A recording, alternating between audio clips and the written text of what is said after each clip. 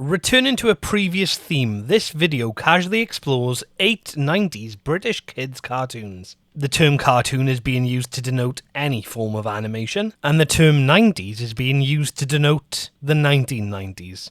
So apologies to any fans of TV shows from the 1890s or earlier. Being alphabetically ordered, the list begins with The Adventures of Captain Pugwash. This take on John Ryan's incompetent and seemingly non-criminal pirate crew of the Black Pig, led by a captain whose name I forget, offers more modern animation techniques than its 1950s paper cutout predecessor, vibrant colours, distinctively designed endearing characters, relaxed playful humour, welcome swashbuckling excitement, and pleasing orchestral sea shanty based incidental music, which appeals to me as a fan of sea shanties. I'm also a fan of land shanties, which are sometimes referred to as songs. The Adventures of Captain Pugwash, oh yeah, that's the captain's name, is highly recommended to nostalgic, high-seas, comedy-loving adults and, naturally slightly more, to like-minded children. Magic Adventures of Mumphy. In spite of the American narrator, this is indeed a British production, chronicling a young forest-dwelling elephant's encounters with pirates, talking whales, talking birds, and talking scarecrows.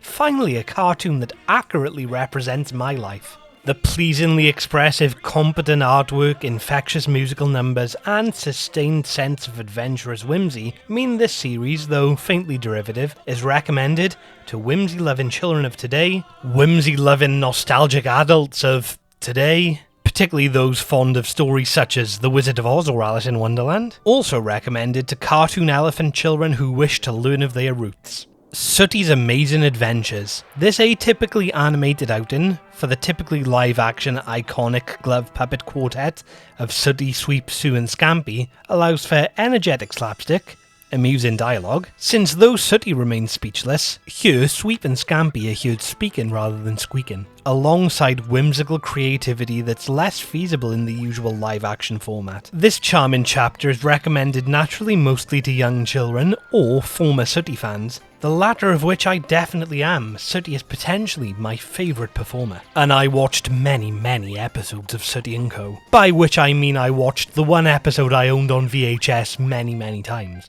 Tales of the Tooth Fairies. Talking mice exchanged children's lost teeth for appropriate gifts in a surprisingly imaginative, thorough manner, offering comfort and excitement. Recommended to nostalgic or young talking animal cartoon fans, in spite of the lack of realism. Of all the talking cartoon mice I've interviewed, only a few have been Tooth Fairies, though this series falsely implies that most are.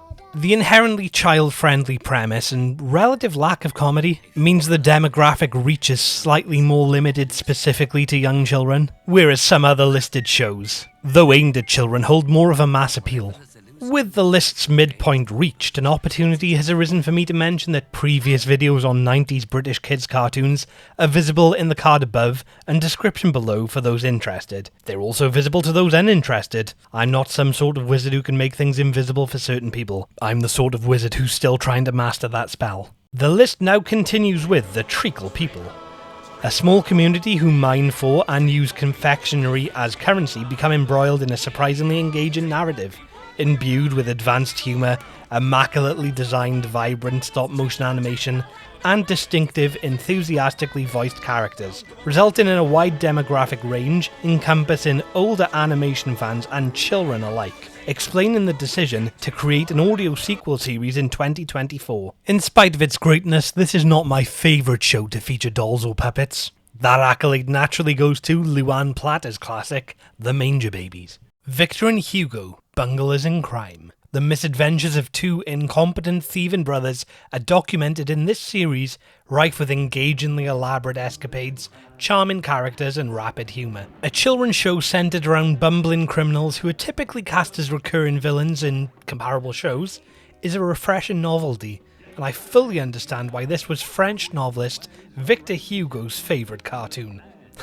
Only joking, he preferred Mumphy. Williams wish Wellingtons.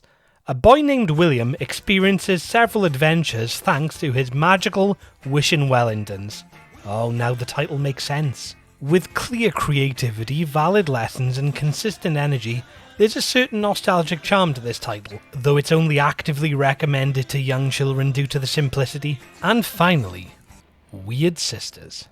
Cosgrove Hall's animated adaptation masterfully captures the eccentric humour, gripping storytelling, and rich characterisation of the late Terry Pratchett's Discworld novel, with more pleasing animation than the previously reviewed Soul Music adaptation. Recommended to comical fantasy-loving children, drawn to occasional darkness, teenagers with similar interests, and adult Terry Pratchett enthusiasts.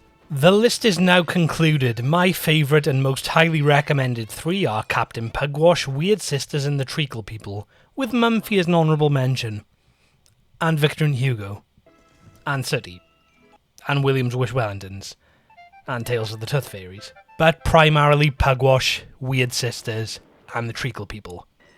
Feel free to comment any personal favourite 90s British kids cartoons below and consult my previous videos on the subjects if interested. And thanks for watching, and if I don't see you next time, I'll assume you've gained magical wishing Wellingtons and have wished that this channel did not exist. A bit harsh. Who can you rely on when the chips are down? Call on Mumphy when you need defending. Braver than a bulldog, brighter than a clown. Call on Mumphy, the fun is never ending. Who will buy my sweet red roses? 2 blooms for a penny.